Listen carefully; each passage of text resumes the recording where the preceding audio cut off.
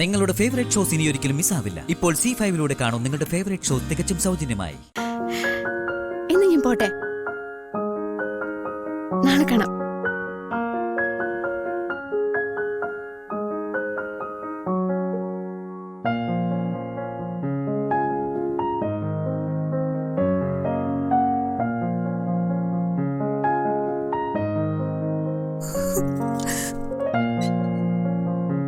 എനിക്കൊരു ജീവിതം തന്നു. ആ ജീവിതം എനിക്കെങ്ങനെ ചവിട്ടിയരയ്ക്കാൻ വേണ്ടിയായിരുന്നു.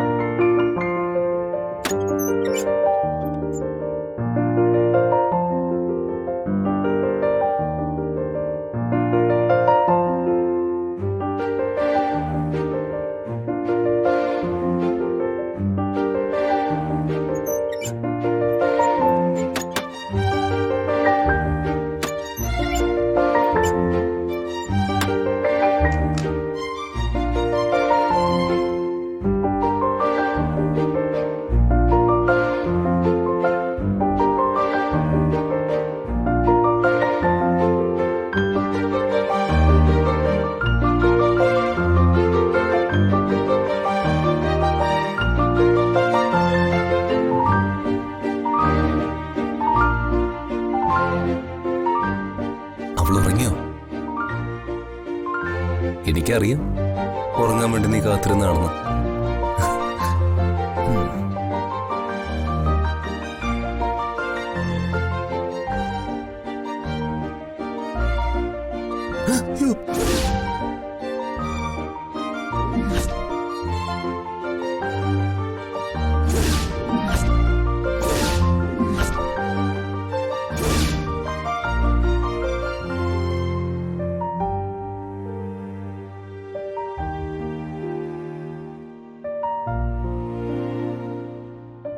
ലക്ഷ്മി,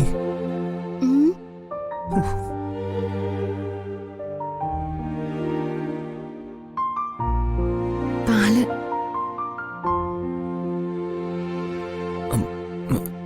അതവിടെ വെച്ചേക്ക്.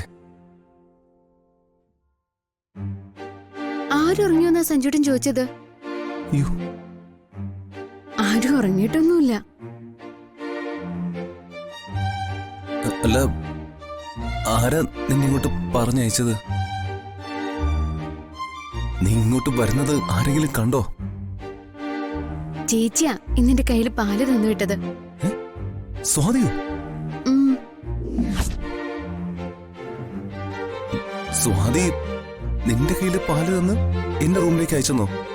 ആരും കാണാതെ ഞാൻ വിഷമിച്ച് നിന്നപ്പോഴാ ചേച്ചി പാലുമായിട്ട് വരുന്നത് കണ്ടത്.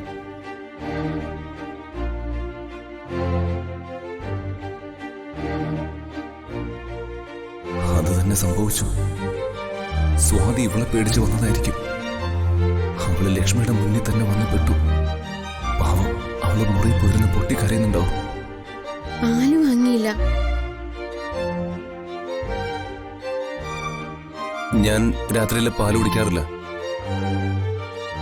നീ അത് കിച്ചണിൽ കൊണ്ടുപോയി വെക്ക്. അയ്യോ, അങ്ങനെ ചെയ്യാൻ പാടില്ല. ഇവളോടൊന്ന് പൊട്ടിത്തെറിക്കാൻ പോലും എനിക്ക് കഴിയുന്നില്ലല്ലോ. കുറച്ചു കുടിച്ചാ മതി.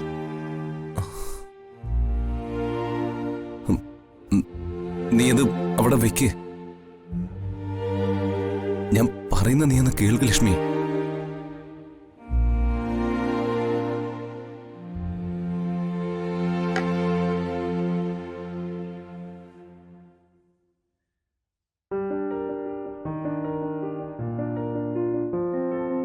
അമ്മുന്റെ ഇപ്പോഴത്തെ പ്രശ്നങ്ങളൊക്കെ വേഗം മാറും. ചിലപ്പോ ഒന്ന് ഉറങ്ങി ഉണർന്നാ മതി. ഞാൻ കാടുകയറി ചിന്തിക്കുന്നതൊന്നുമല്ല.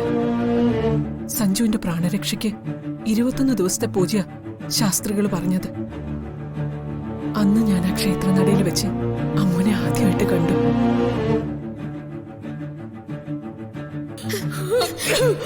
അയ്യോ എന്തു പറ്റി? എന്താ വെള്ളം വേണോ? അയ്യോ അയ്യോ അമ്മേ, അമ്മേ ഒന്നും പറ്റില്ല കേട്ടോ അമ്മേ.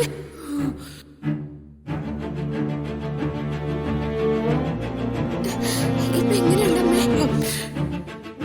ആശ്വാസമുണ്ട് മോളെ.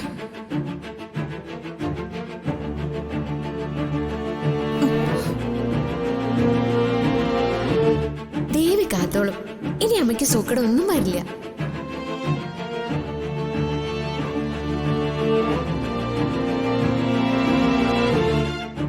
എന്തിന് ദേവി അവളെ എനിക്ക് എന്റെ കൺമുമ്പിൽ കാണിച്ചു തന്നു? അന്ന് നടക്കലിൽ തലയിടിച്ചു വീണ് മരിക്കേണ്ടിയിരുന്ന എന്നെ എന്തിനവളായി വന്ന് രക്ഷിച്ചു? 21ാമത്തെ ദിവസത്തെ പൂജയ്ക്ക് പോകാൻ ദേവി എന്നെ അന്ന് അനുവദിച്ചില്ല. പകരം ഞാൻ സഞ്ജുവിനെ അയച്ചു. അവൻ വൈകിട്ട് മടങ്ങി വരുമ്പോ അവന്റെ ഷർട്ടിന്റെ പോക്കറ്റിൽ മഞ്ഞൾ പുരണ്ട അരിമണികളും പൂക്കളും ഒക്കെ ഉണ്ടായിരുന്നു. താലി കെട്ടുമ്പോ ആശീർവദിച്ച് അങ്ങനെ എറിയാറുണ്ട്. ഇതെന്താ പോവോ?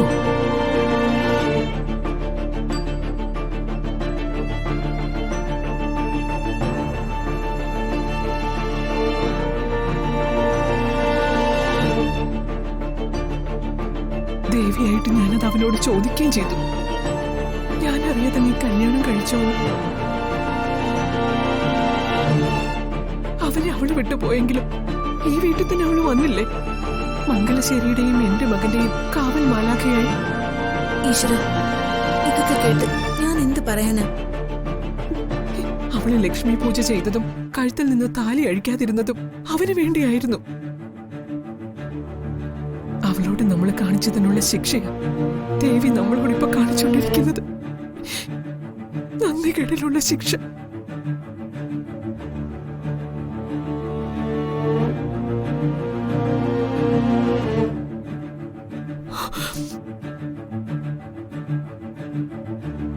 എന്താ മോളെ?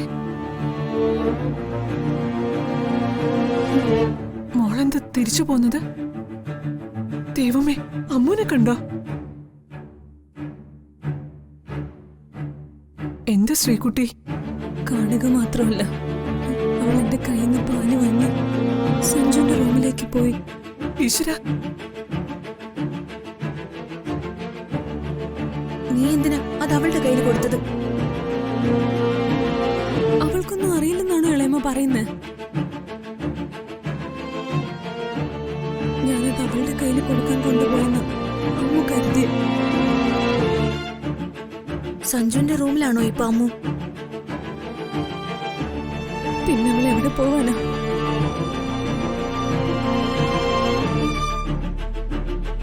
ഡൗൺലോഡ് ചെയ്യൂ C5 ആപ്പ്. കാണൂ എല്ലാ എപ്പിസോഡുകളും സൗജന്യമായി.